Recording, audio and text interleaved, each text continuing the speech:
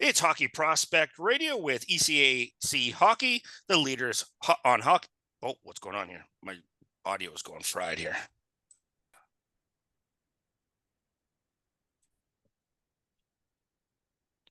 It's Hockey Prospect Radio, partnered with ECAC Hockey, leaders in hockey on and off the ice. Learn more at ecachockey.com. I'm happy to bring on Chris Wells, head coach for the women's program at St. Lawrence. Chris, thanks for coming on the show. We appreciate it. Yeah, thanks, Shane. Glad to be here. Let's talk a little bit about the women's program, not only at St. Lawrence, but in the ECAC altogether. And I think you've been fortunate and you've been almost had a secret of understanding how great the women's hockey game is. And then the athletes that come out of the ECAC who have predominantly have been filling not only the national programs, but now we're looking at how great the first year of the new Women's Hockey League has been. Talk about coaching these young women through their university years and then watching them not only head off into pro hockey, but into the national programs, and how proud of you are of these women and the accomplishments they've made on and off the ice. It's certainly this last year has been the year that's brought it to the forefront, and watching all the former players, not only our own but within the league, kind of bounce around from a couple of startup leagues that looked like they might take off to going over to Europe and playing, and then coming back to be able to have something with such a good foundation here. With the 6 teams in the PWHL, really set a jolt of enthusiasm through the players playing in the league. And then, I think certainly reverberated around the locker rooms in all of college hockey. And even in the players that we recruit right now, you can hear it in their voices. They want to play in the PWHL. Our kids in our locker room, they want to play in the PWHL. They did a great job with the draft this year. And you mentioned our league in particular. 4 out of the top 6 players in the draft were former ECAC players, and a testament to the academics and the athletic success that our league has, and the 12 universities that belong to it.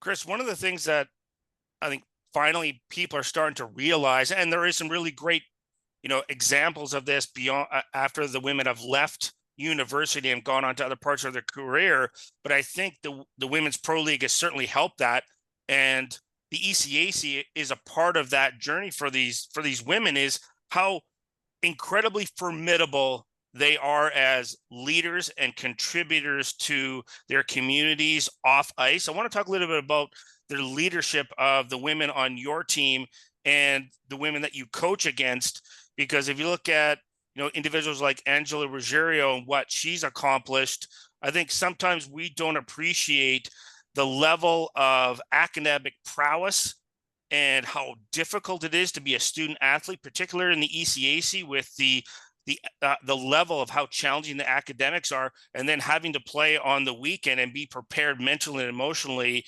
for Friday and Saturday night, particularly even when you have to travel. Yeah, and certainly when you talk about the travel, we're doing the bulk of it in our league. Us and Clarkson certainly logged the miles on the bus, and I feel like our athletes are very prepared for anything that's thrown at them. Once they graduate from here, they've been a part of some high pressure opportunities on the ice, but also trying to be able to manage their time, not only throughout the day but throughout the semester with the schedule. If we end up with 4 or 5 road trips in one semester, that's a group of athletes that are going to be missing some classes, throughout the semester, and be able to manage their time and be able to figure things out. And I think that's a big part of what our athletes are able to do. They're able to figure it out. And some people have a different course, but I think that's what the schools in our league do. They provide kids with an opportunity to figure things out and go on and be successful. One of the interesting things I found about your team, and this has some prominence across the ECAC, is the diversity from the different countries where your athletes come from in the women's program. So you have a bunch of girls that are from Canada, 13, 11 from the United States, 1 from Denmark.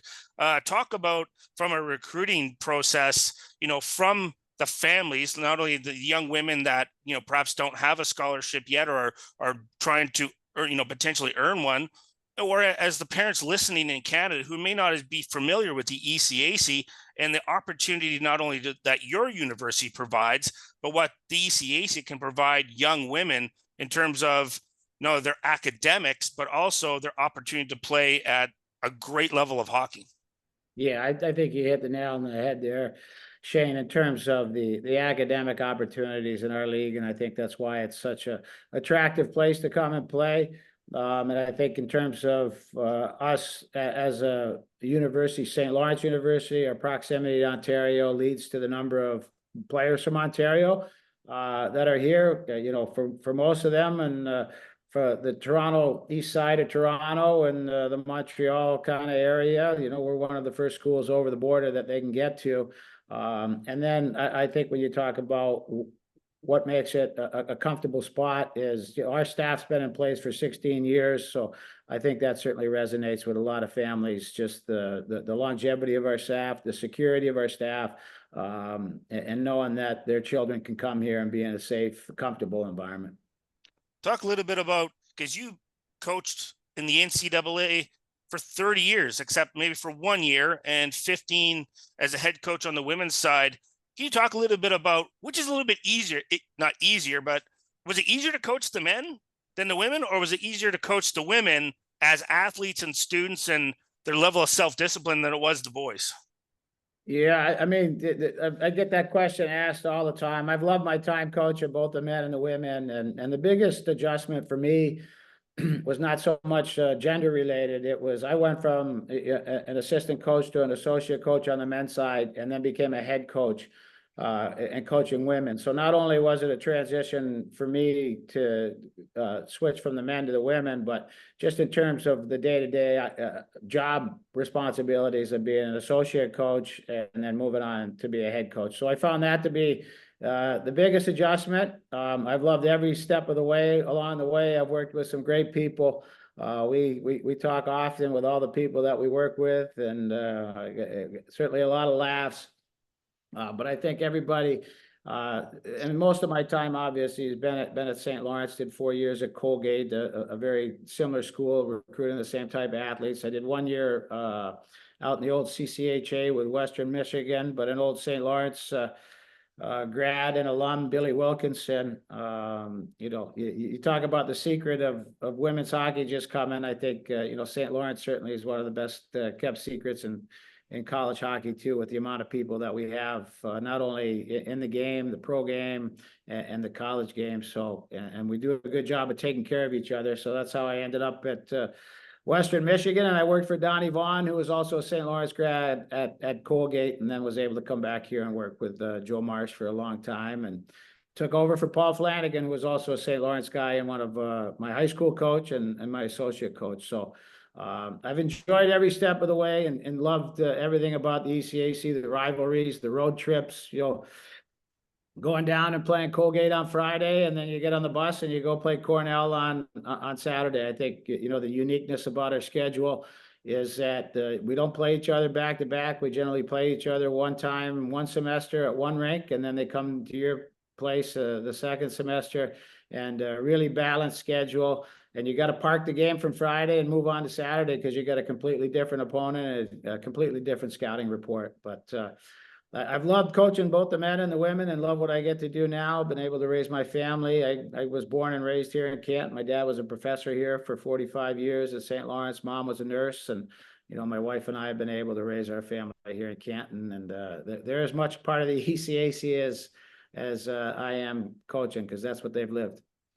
Chris, that's a fascinating backstory, and I think it's also that's something that parents and future players can look at and say, you and your family are so invested not only in the university but the community, that you can speak to how great the university is, how much fun the ECAC is, and that you're not building hockey players. You're building citizens. You're building leaders. And I think ECAC is one of the conferences in college hockey that you can really look to in terms of that leadership component off the ice and how extremely well educated these young women will be, and really impressive overall. And Chris, want to thank you very much for coming on the show because I really appreciate it. Great. Thanks, Shane. Well, we're going to take a short break on Hockey Prospect Radio. Stay tuned, and we'll be back right after these important messages.